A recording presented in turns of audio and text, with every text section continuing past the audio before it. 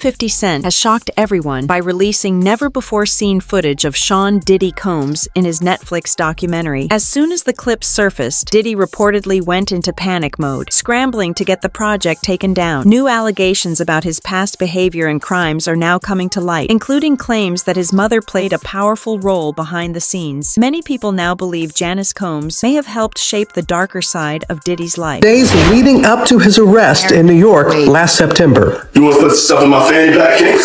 The exclusive video obtained by Netflix shows Combs debating with his lawyers about strategy. Listen to me. I'm going to get off the phone right now, and I am going to let you professionals look at the situation and come back to me with a solution. No matter what, no matter what nobody said. Let's just here and there, y'all are not working together the right way. We're losing. The footage is part of a new, highly anticipated docuseries by director Alex Stapleton and rapper and executive producer Curtis 50 Cent Jackson, titled Sean Combs: The Reckoning. Was there anything that surprised you when you were watching? I think it was surprising that he actually filmed it. It was very interesting to watch a man who's known for his brand presence. You know, he has a really amazing knack for marketing and all of that, and how he was sort of taking that into account and how he was coming off. Netflix dropped Sean Combs: The Reckoning this week, a 4-part documentary that pulls back the curtain on Diddy like never before. 50 Cent somehow obtained exclusive footage Diddy recorded himself. In the videos, Diddy is seen speaking with his lawyers, demanding the most ruthless people around him. The series also features insiders and longtime friends who share stories and details that few ever expected to hear. So let's start at the top with the hotel video, which I did a double take because I thought, wait a minute, isn't this 50's documentary? What is he doing with video from inside Diddy's hotel room, which clearly looks to be sanctioned by Diddy? It almost looks like Diddy was shooting a documentary. He thought this whole thing might go away and just wanted to have some really good content for afterwards. How the hell did this video get in the hands of 50 Cent, the arch nemesis of Diddy?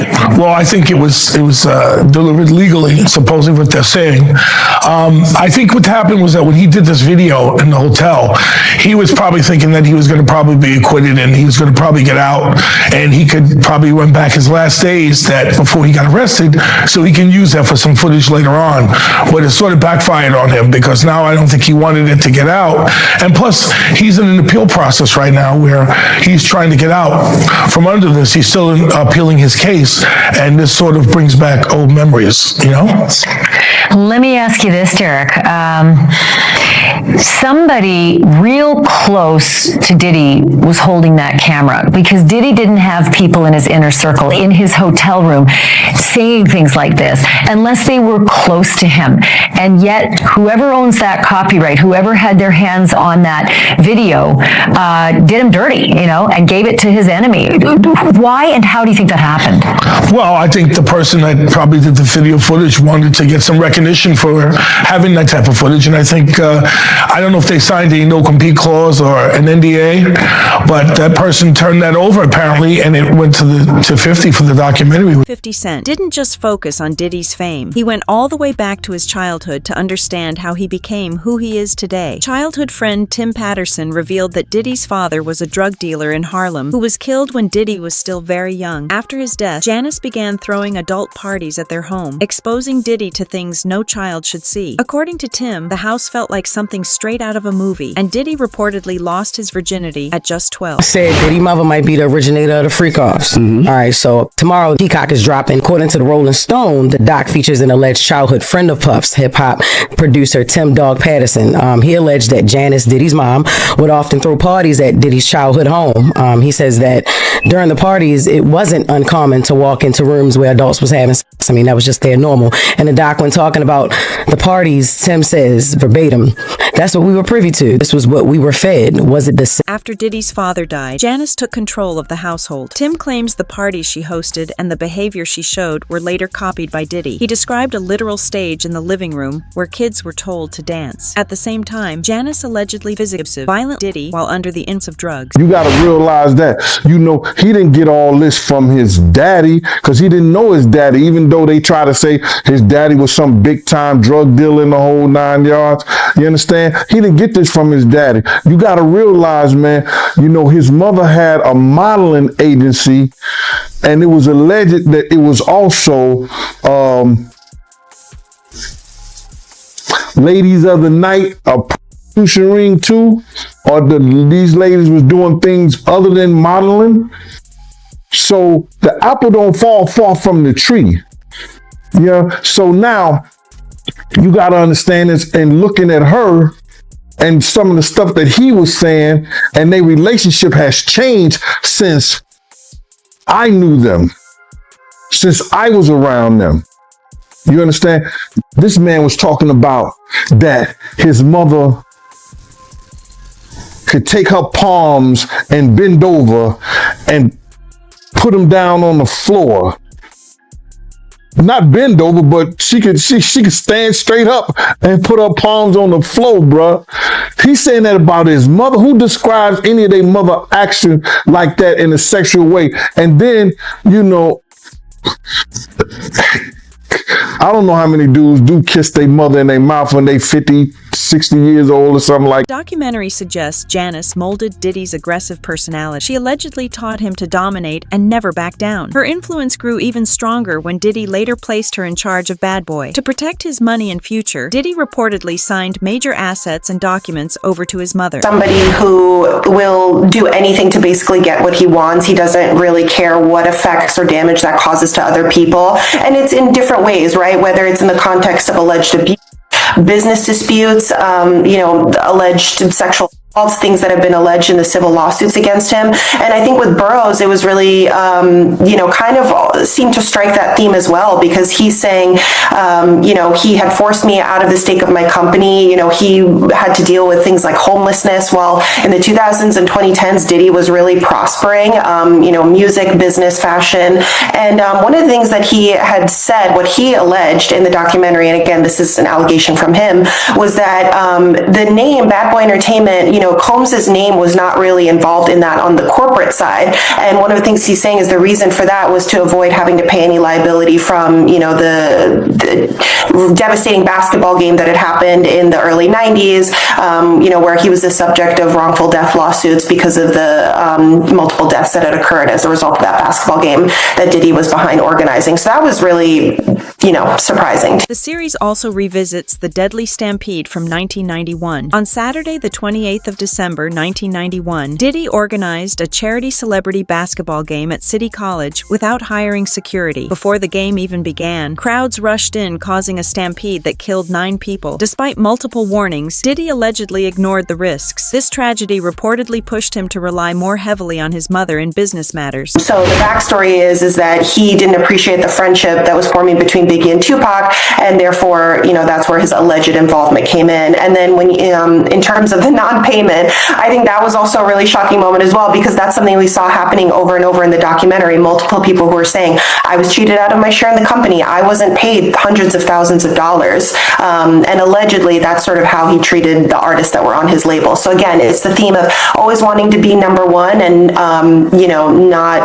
not necessarily giving people their due. Business sense or perfect. Gene Deal was present that day and warned Diddy that the situation was dangerous. According to Gene, Diddy is responsible for what happened and should be held accountable for the lives lost. I was at City College. You understand? I was there. I was doing security. My team was supposed to have the outside. Puff came to me the day before we were supposed to do the job there and told me that Heavy D didn't want us to do the security outside. I had 18 men ready to do the security outside with my dogs, like I always do. People knew how we used to roll. We would have the pits, the Rottweilers. You understand? We had that outside locked up. So anybody try to bum rush, anybody do that, we had the gates, the whole 9 yards. So we could stop all that. You know how people gonna get down in Harlem. You understand? So, and then when you got LL Cool J, you got Mike Tyson coming through there, and they coming through the front door so people see them. So they gonna go crazy. LL was the hottest thing out at that time. Mike Tyson was the hottest thing out at that time. They got all kinds of stars and people in there already. They was coming through the back. They came through the front. And it caused the door to be bum rushed. But if they had the gates up, if they had the dogs, and with the help of the police, that shit would have never happened, bro. That shit would have never happened. I was there. I saw it. I saw Jessica run down the steps after she grabbed the money box because my man Eddie was protecting her. And Eddie's the one called me on the walkie-talkie and said, yo, Jessica just locked me in outside the gym, Gene. You couldn't go down the steps after they bum rushed the door.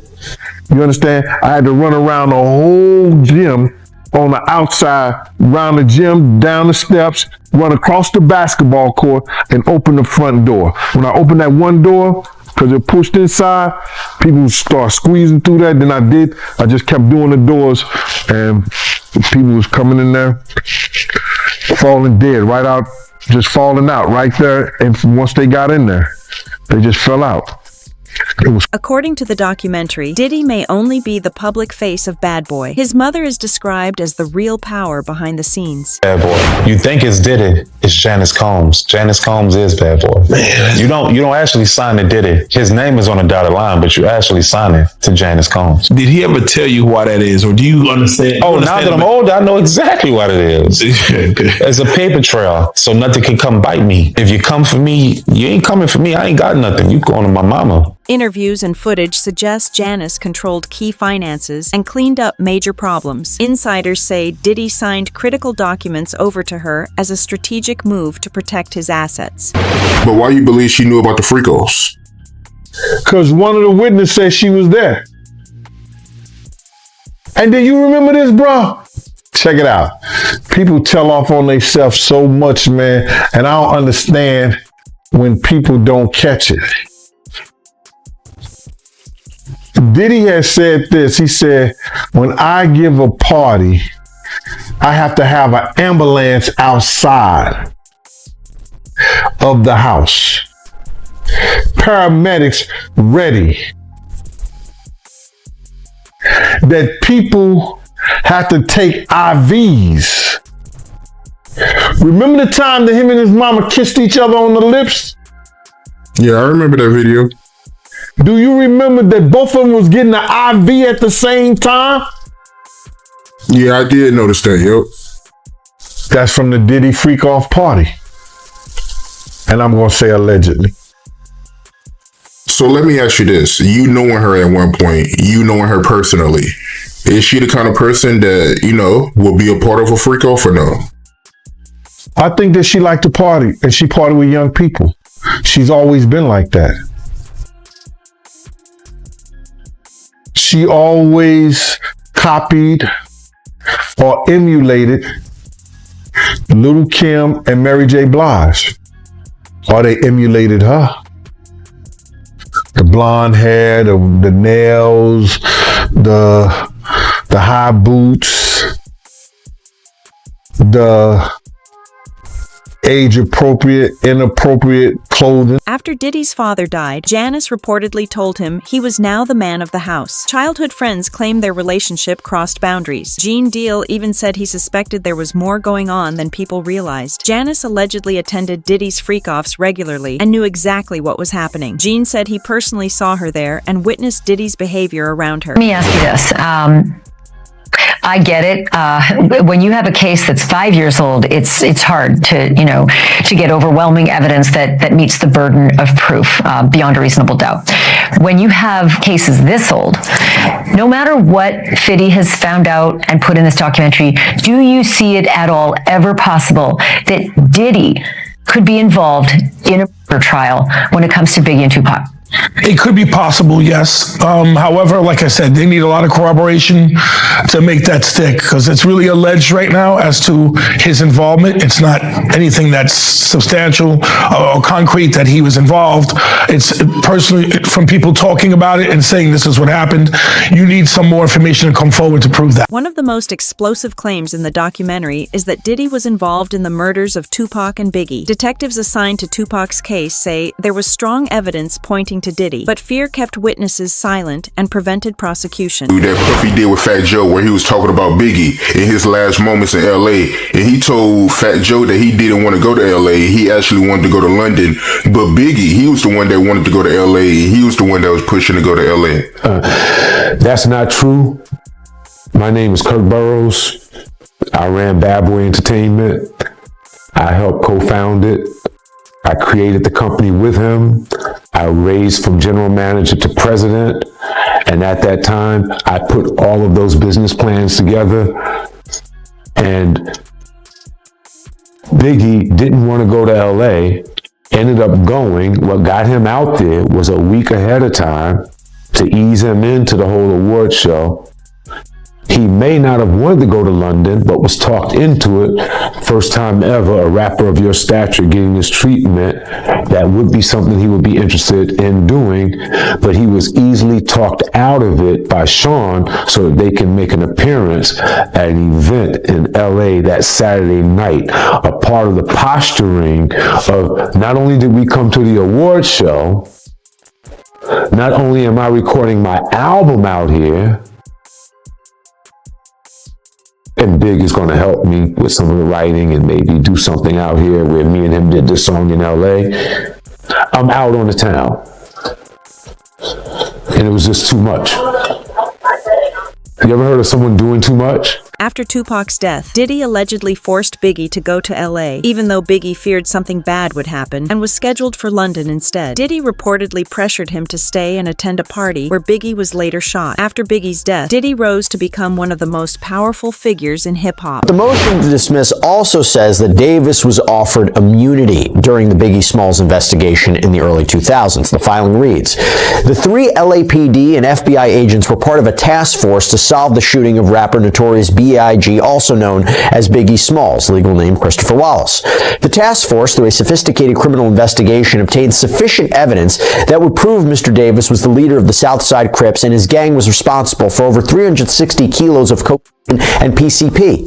Mr. Davis provided 3 interviews to obtain immunity from prosecution. The final interview were solely questions regarding the Tupac Shakur shooting, in which Mr. Davis was also provided immunity from prosecution. So during a December 2008 interview with investigators, that is when Davis allegedly started to spill the beans about his one-time friend, Sean Combs, who he refers to as Puffy. He claims Sean Puffy Combs solicited Mr. Davis to Suge Knight and Tupac Shakur for $1 million. Eric Zip Martin, an associate of Puffy Combs, provided Mr. Davis with a gun to exact revenge on Tupac Shakur for the beating Mr. Anderson received. Now, Davis reportedly told the investigators that even though the job had been partially completed and Shakur was killed, neither he nor Anderson ever got paid.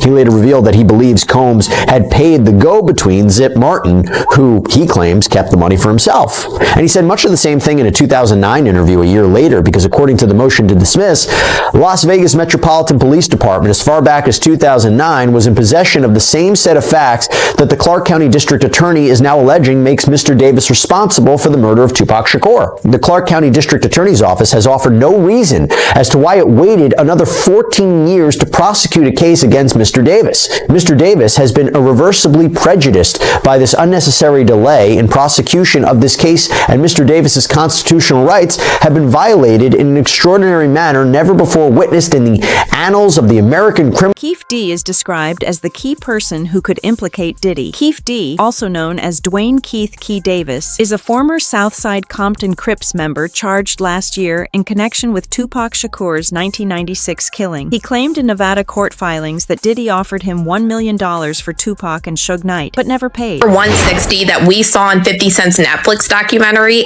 actually gave me off vibes from the very start of Diddy's trial. After her opening her mouth on this Netflix documentary, it confirmed my suspicions that much more. They always say that picking the jury is what could possibly make or break a case. And I think Diddy and his legal team knew that they wanted juror 160 on this jury. With Diddy's $1 million legal team, he actually hired a jury consultant who is very good at what she does. And what she does is profile the jurors. She looks at everything, their body movements, the way they talk, and she puts it together, picking the people that she believes might be most helpful to Diddy during his trial. One interaction that stood out to me the most during this jury selection process is the fact that Diddy smiled at juror 160. During the jury selection process, it was reported by multiple different media outlets that juror 160 said, "I wish I knew the names of the celebrities that were on the list that were going to be brought up during Diddy's trial." And it was reported that when she said that, Diddy smiled.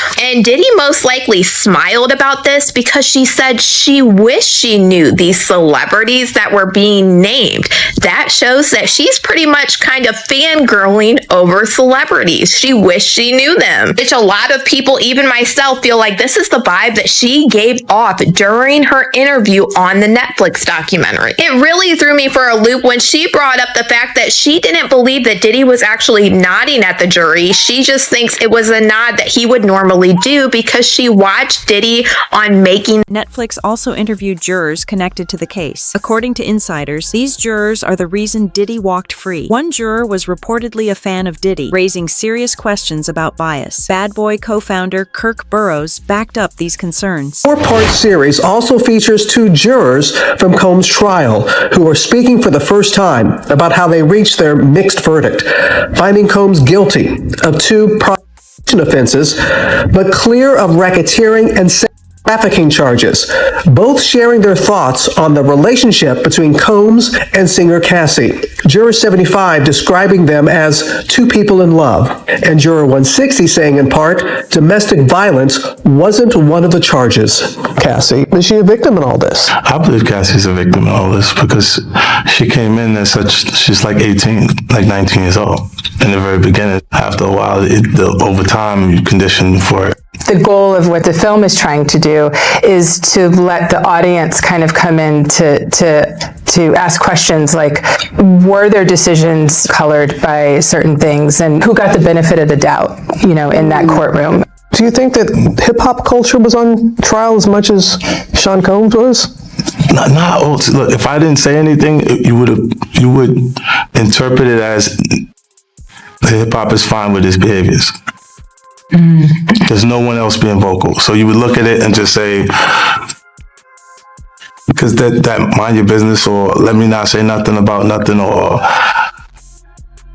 those things, it would allow the entire culture to register as if they're for that behavior. If Sean Combs watches this, what do you think he's going to feel? Like, wow, this is amazing. I think he's going to say this is the best documentary I've seen in a long time. Because you'll see people saying that. I mean, he may feel a different way about pieces and bits of it, but he knows the truth.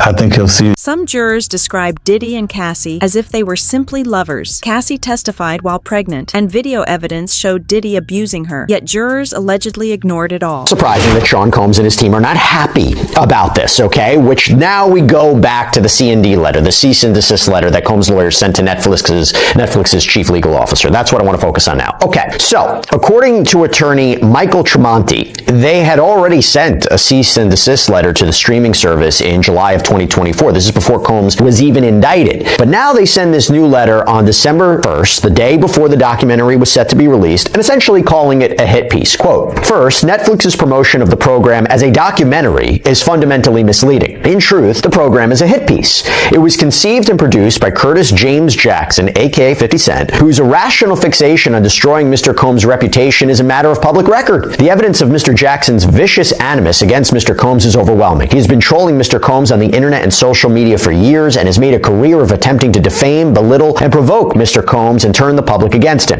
We provided ample evidence of Mr. Jackson's avowed hatred of Mr. Combs in our prior cease and desist letter dated July 3rd, 2024, and since that time, Mr. Jackson's determination to take down Mr. Combs has increased dramatically. Simply put, there is no one less able to view any aspect of Mr. Combs' life and legacy through a fair and objective lens, given Mr. Jackson's central role in the project and his declared objective of disgracing Mr. Combs, Netflix cannot honestly market the program as a documentary, as that term falsely suggests it is based on facts. Instead, the program is based on fabrications born from Mr. Jackson's personal vendetta against Mr. Combs. For this reason alone, Netflix must withdraw the program. Now, to be clear, recently, 50 Cent, who's been doing a media tour for this, has said, I don't have any hatred against Sean Combs. I've actually worked with and employed his sons, and so he tried to beat back against that narrative.